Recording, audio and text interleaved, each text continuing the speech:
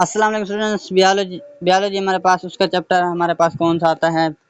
Four जो acyl life के बारे में है। इसका हम दूसरा पार्ट कर रहे हैं। एड्स क्या होता है? Acquired immuno deficiency syndrome. 1980 में पहली दफ़ा होमोसेक्सुअल जो पर्सन है उनमें हमारे पास रिपोर्ट किया गया था। इसकी symptoms were pneumonia, vascular cancer. इस कैंसर को कैपोसी सार्कोमा भी कहते हैं। याद रखिए कि सार्कोमा का लफ्ज़ कैंसर के लिए इस्तेमाल होता है। सडन वेट लॉस, वेट का कम होना, सोलन लैंफ नोड्स का फूलना, स्वेल होना, जनरल इम्यून लॉस, इम्यूनिटी का हमारे पास वीक होना, ये हमारे पास सिम्टम्स हैं। 1984 में नेशनल इंस्टीट्यूट ऑफ हेल्थ जो हमारे पास यूएसए था, और पास्टर इंस्टीट्यूट ऑफ फ्रांस जो हमारे पास है, उन्होंने कहा कि ये वायरल डिजीज़ है, ये एक वायरस से काज होती है जिसको एचआईवी कहते हैं, ह्यूमन इम्यूनोडेफिशिएंसी वायरस। रेट्रोवायरस क्या होते हैं? स्फेरिकल होते हैं, इन्वेलप्ड होते हैं। आरएनए उनमें होता है, होस्ट स्पेसिफिक होते हैं, मोस्टली होस्ट स्पेसिफिक होते हैं।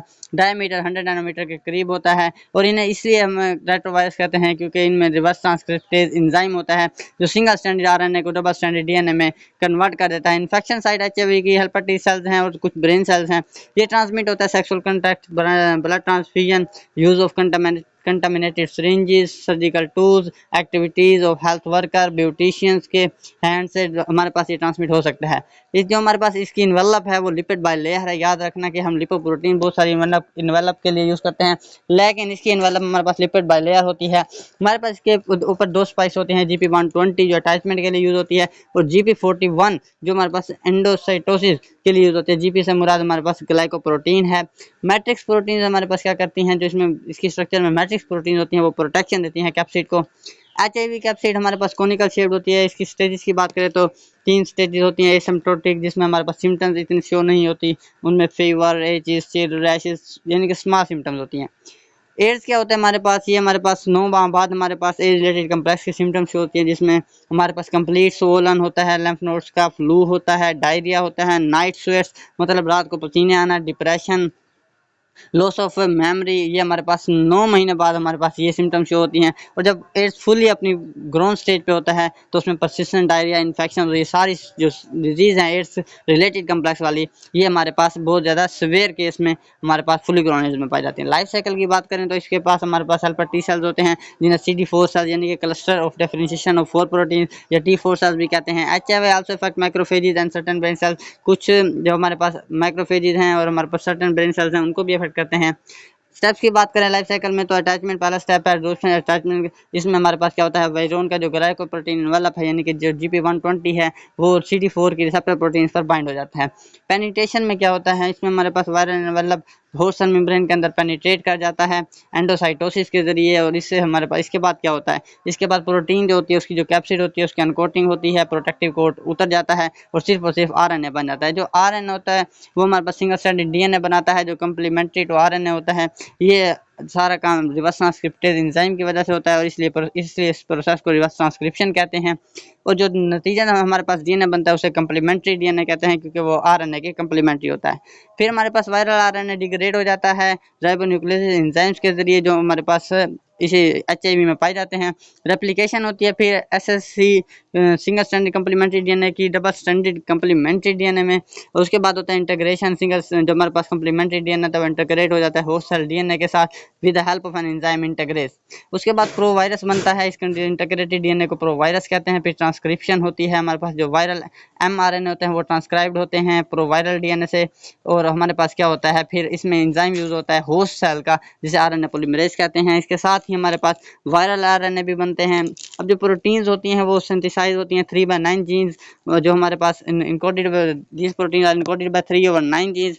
हमेशा याद रखिएगा कि जो एमआरएनएज होंगे वो ट्रांसलेट होंगे होस्ट के राइबोसोम से, फिर प्रोटीन्स बनेंगी। फिर उन प्रोटीन्स को जो हमारे पास एंजाइम्स होते हैं प्रोटीएज, जो कि हमारे पास वायरस एचआईवी में पाए जाते हैं, वो उन्हें डिसोल्व करते हैं, क्लीव करते हैं, ताकि प्रोटीन्स की उन स्ट्रक्चर में आ जाए, ताकि वेरियोन हमारे पास स्ट्रक्चर में आ जाए। मैचुरेशन फिर होती है, वायरल कंपोनेंट्स असेंबल्ड होते हैं, mature virions bud off host cells bud off करते हैं और इनक्लोज वायरल मेम्ब्रेन, और वायरल मेम्ब्रेन को इनक्लोज कर लेते हैं। उसके बाद क्या होता है, इससे हमारे पास हेल्पर टी सेल्स का साइज डिक्रीज हो जाता है, क्योंकि हमारे पास सारी की सारी सिंथेटिक मशीनरी और वगैरह वगैरह जो हेल्पर टी सेल्स का मटेरियल है वो यूज़ हो रहा होता है। तो इससे क्या होता है, इससे हमारे पास ये होता है कि हेल्पर टी सेल्स इम्यूनिटी को रेगुलेट करते हैं। जब हेल्पर टी सेल्स कमज़ोर हो जाएंगे तो इम्यून सिस्टम कमज़ोर हो जाएगा।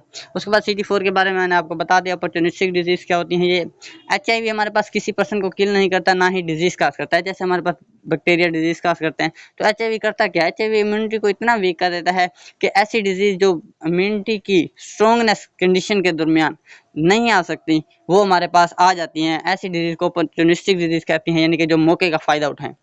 ऐसी डिजीज़ में हमारे पास स्किन कैंसर, फंगल या viral infection, gastrointestinal disease, respiratory disease, nervous system and eye disease.